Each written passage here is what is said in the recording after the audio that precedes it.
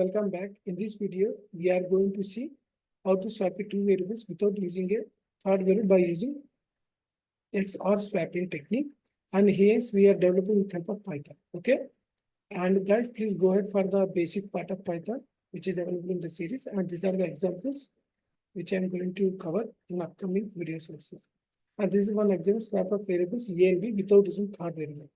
Here I have replaced A is equal to 5, B equal to 5, 15. Hence I have stored the variable.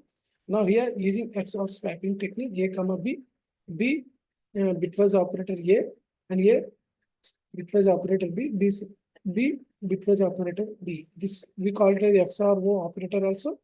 So basically the XOR operator written in A1 for each bit where two compare bits are different. Okay, and A and compare bits are different. For example, A for each bit where two compare bits are different, and A0 where they are the same. Okay, the swapping technique works by first XORing values of A and B and storing the resulting A. Okay, then it XORs the original values B with the current value of which is the XOR is the original A and B value. Finally, it XORs the current values of A with result of second XOR operator and store the result back in A.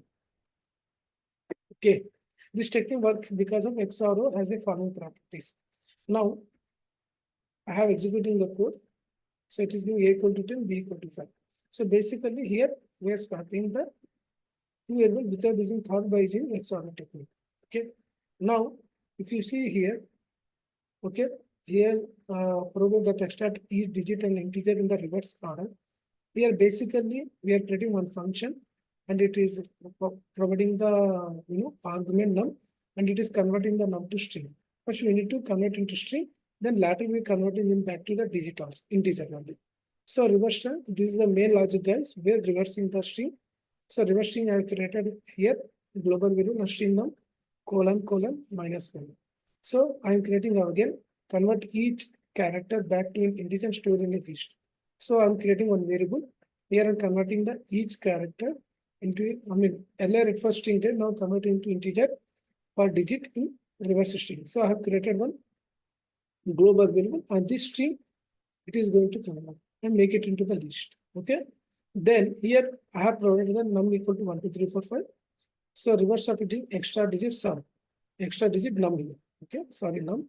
Then print original number num. I'm printing the number original number the reverse string. So basically it is given the list 5, 4, 3, 2, 1. Actually the logic here main logic which I have explained here this one. So actually it is working like this. It is a start at the end of the string and end at position 0. Move with step -1. Effectively reverse the string. The third line of list comparison to a convert each character in the reverse string and back to an integer and store it in a list. Okay. The third line uses comparison to convert each character in the reverse string. Back when earlier it was string, now it is converted to integer and store it in a list. The list comparison into digit. For a digit, it reverse string name. Then this is the global, this is the variable which I have created, creating a new list where each element is the integer value corresponding character in the reverse string. Finally, the function return a list of reverse digits. So 1, 2, 3, 4 is written in the list 5, 4, 3, 2, 1. So this is about this video guys. So I will try to cover more examples. Okay, please try to practice it.